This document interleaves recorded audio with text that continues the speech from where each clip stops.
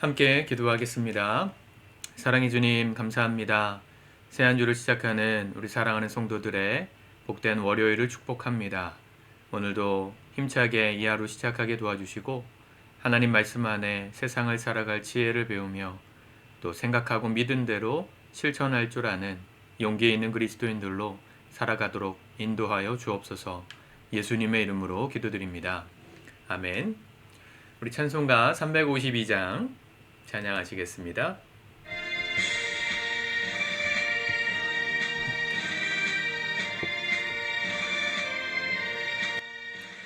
십자가 군병들아 주 위에 일어나 기들고 앞서 나가 구하이 싸워라.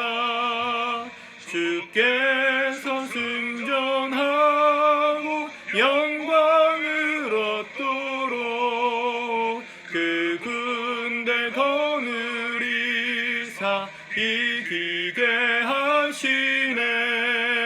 십자가 군병들아 주 위에 일어나 그 나팔 소리 듣고 곧 나가 싸우라. 수 없는 원수 앞에 주 따라갈 때에 주 예수 힘을 주사 강하게 하시네. 십자가 군병들아 주 위에 일어나 내 힘이 부족하니 주 권능 믿어라. 복음의 갑주 입고 늘 기도하면서 너 맡은 자리에서 충성을 다하라.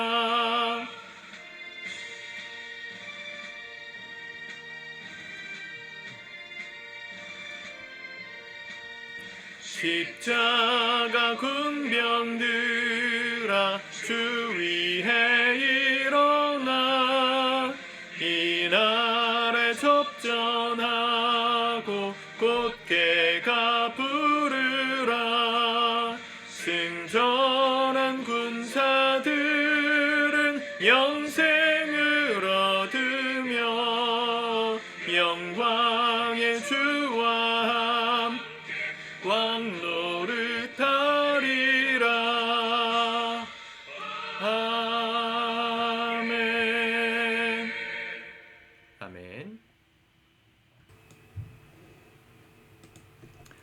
오늘 하나님 말씀은 역대상 11장 20절에서 47절까지의 말씀입니다. 먼저 읽고 묵상하도록 하겠습니다. 요압의 아우 아비새는 그 3명 중 우두머리라. 그가 창을 휘둘러 300명을 죽이고 그 3명 가운데에 이름을 얻었으니 그는 둘째 3명 가운데에 가장 뛰어나 그들의 우두머리가 되었으나 첫째 3명에게는 미치지 못하니라. 갑스엘 용사의 손자 여호야다의 아들 브나야는 용감한 사람이라. 그가 모압 아리엘의 아들 둘을 죽였고 또 눈 올 때에 함정에 내려가서 사자 한 마리를 죽였으며 또 키가 큰 애굽 사람을 죽였는데 그 사람의 키가 5규빗이요 그 손에 든 창이 배틀채 같으나 그가 막대기를 가지고 내려가서 그 애굽 사람의 손에서 창을 빼앗아 그 창으로 죽였더라. 여호야다의 아들 브나야가 이런 일을 행하였으므로 세 용사 중에 이름을 얻고 30명 중에서는 뛰어나나 첫째 세 사람에게는 미치지 못하니라. 다윗이 그를 세워 시위대장을 삼았더라. 또 군사 중에 큰 용사는 요압의 아우 아사엘과 베들레헴 사람 도도의 아들 엘하난과 하루 사람 사묵과 블론 사람 헬레스와 드고아 사람 이게스의 아들 이라와 아나도 사람 아비에셀과 호사 사람 시부게와 아와 사람 일레와 느도바 사람 마하레와 느도바 사람 바하나의 아들 헬렉과 베냐민 자손에 속한 기브아 사람 리베의 아들 이데와 비라돈 사람 부나야와 가스 시네가에 사는 후레와 아르바 사람 아비엘과 바룸 사람 아스마웻과 살본 사람 엘리아바와 기손 사람 하셈의 아들들과 하랄 사람 사게의 아들 요나단과 하랄 사람 사갈의 아들 아히암과 우리 아들 엘리발과 무게라 사람 헤벨과 블론 사람 아히야와 갈멜 사람 헤스로와 에스베의 아들 나아레와 나단의 아우 요엘과 하그리 아들 미팔과 암몬 사람 셀렉과 스루야의 아들 요압의 무기 잡은 자 베로 사람 나하레와 이델 사람 이라와 이대 사람 가렙과 헷 사람 우리아와 알레 아들 사밧과 루벤 자손 시사이 아들 곧 루벤 자손의 우두머리 아디나와 그 추종자 30명과 마가의 아들 하난과 미덴 사람 요사밧과 아스드라 사람 우시아와 아로엘 사람 호담의 아들 사마와 여이엘과 시므리의 아들 여디아일과 그의 아우 디스 사람 요하와 마하위 사람 엘리엘과 엘리암의 아들 여리베와 요사위아와 모압 사람 이드마와 엘리엘과 오벳과 무소바 사람 야시엘이더라. 아멘. 오늘 하나님 말씀에서 이 다윗이 함께 나라를 세울 때 옆에서 함께 싸웠던 용사들의 명단이 등장합니다. 우리 어제 주일에 열왕기상 11장 1절부터의 말씀을 보신 분들은 아시겠지만 하나님의 나라가 또 이 이스라엘이라는 다윗 왕조가 다윗 한 사람의 능력과 힘으로 세워진 것은 아니다. 함께 돕는 자들이 있었음을 우리가 보았습니다. 11장 10절에 보면 다윗에게 있는 용사의 우두머리는 이러하니라. 이 사람들이 온 이스라엘과 더불어 다윗을 힘껏 도와 나라를 얻게 하고 그를 세워 왕으로 삼았으니 이는 여호와께서 이스라엘에 대하여 이르신 말씀대로 함이었더라. 용사의 우두머리의 명단이 쭉 나옵니다. 그 중에 가장 탁월했던 용사 3사람, 11절에 보면 야소부암이라는 사람이 나오고 12절에는 엘르아살이라는 사람이 나오고 오늘 세 번째 사람 20절에 보면 요압의 아우 아비새가 그 3명 중에 우두머리였다 이렇게 얘기를 하고 있죠. 이 3사람이 다윗 왕조를 창건하게 한 개국공신이었다는 겁니다. 그런데 오늘 말씀을 보실 때 아마 사무엘 상하 말씀을 잘 기억하시는 분들은 뭐가 좀 이상하다는 생각을 하셔야 합니다. 그런 생각이 들 수밖에 없습니다.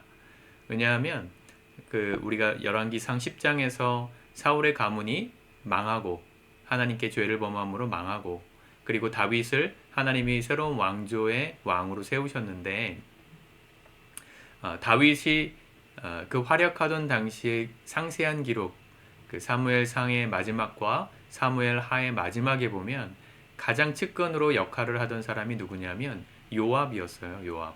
요압 장군. 오늘 20절에도 요압의 아우 아비새가 그 3명 중 우두머리였다 이렇게 말을 하잖아요. 화면이 조금 늦게 따라와서 잠깐 멈췄다가 다시 시작했습니다.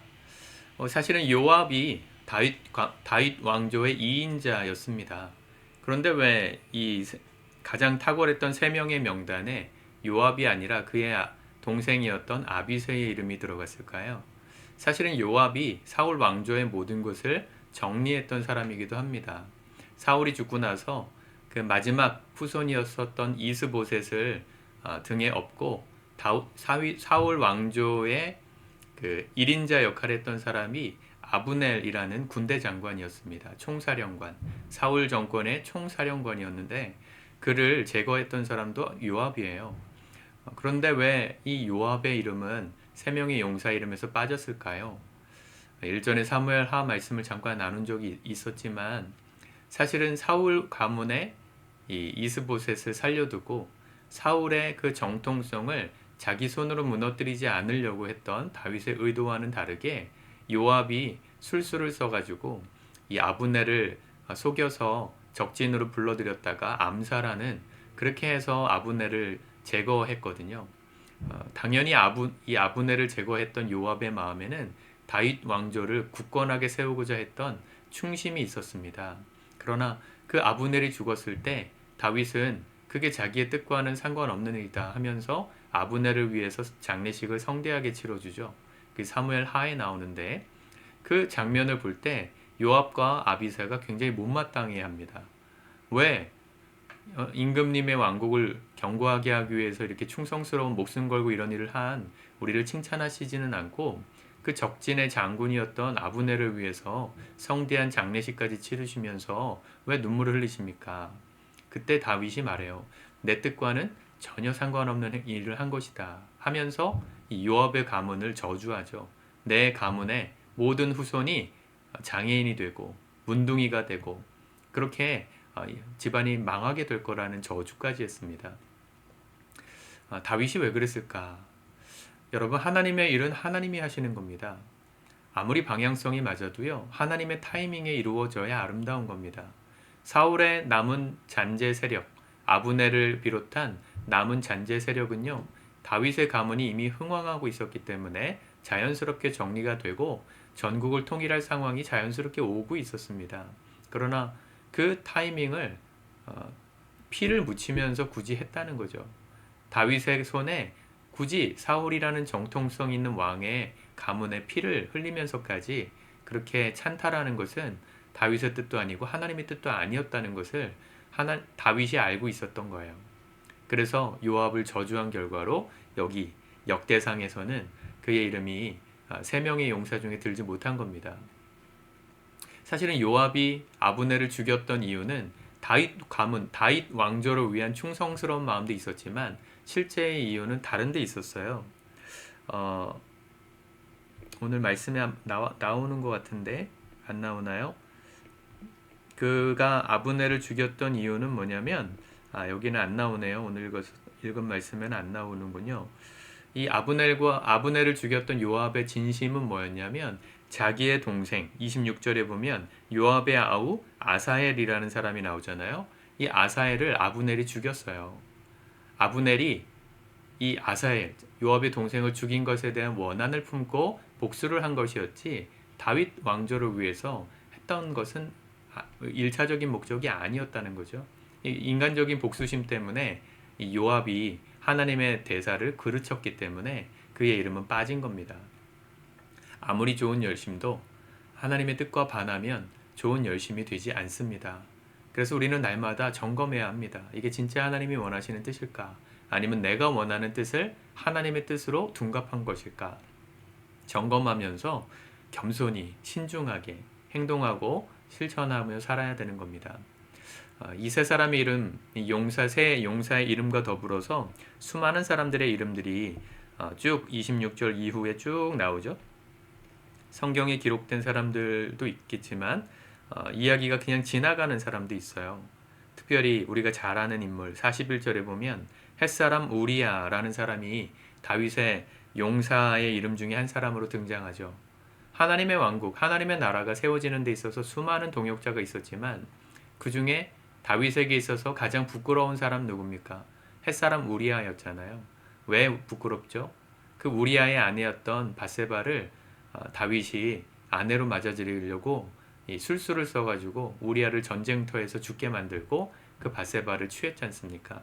근데 그런 구체적인 이야기가 사무엘 하에는 나오는데 열왕기상에는 안 나와요. 여기 그냥 지나가잖아요. 햇사람 우리야, 그죠?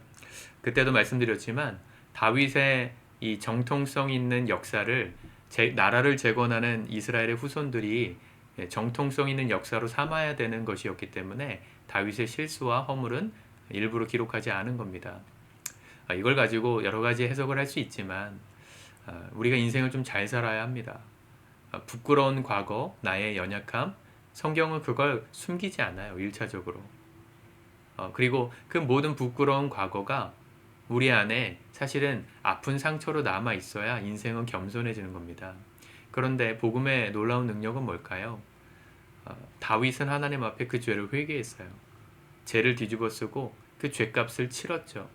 자기 아들이 죽는 슬픔을 겪었고 자기의 죄로 인해서 이스라엘 민족 7만 명이 백성 7만 명이 전염병으로 죽는 끔찍한 그런 상황도 보아야만 했습니다. 자기의 죄를 인정하고 회개했어요. 내가 하나님 앞에 죄인입니다. 내가 죽어도 마땅합니다. 하나님 날 폐위하셔도 할 말 없습니다. 회개했기 때문에 그 회개한 자에게 주시는 하나님의 은혜가 그 후손들에게는 죄가 없는 것으로 기록되는 것이죠. 그 바로 앞에 역대상 10장에서 사울의 이야기를 읽을 때는 그의 허물이 그대로 드러나지 않습니까? 그리고 뭐라고 평가했냐면 역대상 10장 13절에 보면 사울이 죽은 것은 여호와께 범죄하였기 때문이라. 그가 여호와의 말씀을 지키지 아니하고 또 신접한 자에게 가르치기를 청하고 여호와께 묻지 아니하였으므로 여호와께서 그를 죽이시고 그 나라를 이새의 아들 다윗에게 넘겨주셨더라. 사울도 죄를 졌어요. 다윗도 죄를 졌어요. 누가 더 큰 죄인가? 굳이 따지면 윤리적으로 따지면 사울의 죄가 더 작아요. 왜냐하면 사무엘이 오기 전에 먼저 자기가 제사를 드린 거, 그리고 하나님이 다 죽여라 했던 아말렉 종속을 살려둔 거, 뭐 이 정도의 죄밖에 없거든요. 나중에 정신적으로 미쳐가지고 신접한 여인을 찾아가기도 하지만 다윗은 한 가정을 멸망시키고 한 사람을 죽이고 살인죄, 간음죄, 정말 도덕적으로 비난받을 죄를 졌는데 그가 회복되고 사울의 죄가 기록된 건 뭡니까? 사울은 회개하지 않았고 다윗은 회개했기 때문입니다. 회개가 얼마나 우리에게 주신 큰 은혜인지, 아무리 주홍 같은 죄를 지었을지라도 진심으로 회개하고 뉘우치는 자에게, 돌이키는 자에게, 자기의 죄됨을 인정하는 자에게 하나님은 은혜를 베푸시는 분이라는 걸 역대상은 기록하고 있는 겁니다. 여러분들의 한 주간이 은혜로 충만하게 채워주시길 바랍니다. 아무리 큰 죄를 지어도 날마다 하루를 마무리할 때 회개하고 주무세요. 부부끼리 싸우시면 하루를 넘기지 말고 회개하시고 서로 용서하시고 자기의 잘못한 걸 고백하시고 그리고 화해하고 주무십시오. 하나님도 우리가 회개하면 죄를 용서해 주시는데 우리가 뭐라고 배우자의 그 허물과 잘못된 모습을 끝까지 꽁 하고 용서 안 하고 있으려고 할 수 있는 무슨 자격이 있겠어요. 용서해 주시고 미안해 하면 화해하시고 하나님께서 우리의 죄를 받아주신 것처럼 누군가의 죄와 허물에 대해서 진심으로 사과하고 죄를 고백할 때 용서해 주시는 은혜가 있기를 바랍니다. 물론 그냥 용서하는 거 아닙니다. 회개하고 죄를 고백하는 사람에게 용서를 허락해 주는 거예요. 하나님이 우리를 그렇게 용서하신 것처럼 우리도 우리의 삶에서 용서를 실천해야 하는 것이죠. 여러분, 오늘 우리의 삶에 하나님의 나라가 아름답게 세워져 가기 원합니다.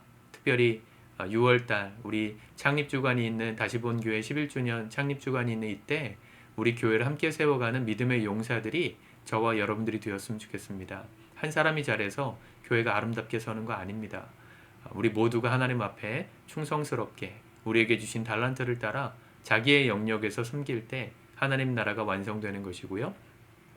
그리고 하나님의 뜻을 따라 자기의 욕심이 아닌 하나님의 뜻을 따라 겸손히 기도하는 리더들이 있을 때 하나님께서 이 교회와 또 이 나라를 아름답게 세워주실 겁니다. 여러분들의 가정을 그렇게 세워주실 겁니다. 우리의 모든 죄를 용서하신 그 하나님의 은혜를 바라보며 이 하루 승리하실 수 있기를 축복합니다. 기도하겠습니다. 하나님 감사합니다. 은혜의 주님, 오늘도 주 앞에 회개하는 모든 자의 죄를 용서하시고 사해 주시는 주님, 그 놀라운 은혜를 받은 우리가, 죄사함 받은 우리가 이제 우리에게 용서를 구하는 모든 자들을 사랑으로 용서하고 품어줄 줄 아는 진정한 그리스도인들 다 될 수 있도록 도와주옵소서. 우리가 속한 모든 공동체 안에 함께 섬기고 헌신하는 자들로 인하여 부흥케 되고 잘 되고 견고하게 공동체가 세워지는 축복을 누리기 원합니다. 특별히 다시 본 교회가 하나님 안에 모이게 하신 우리 성도 한 사람 한 사람을 통하여 아름답게 세워져가는 이 6월 될 수 있도록 축복하여 주옵소서. 예수님의 이름으로 기도드립니다. 아멘.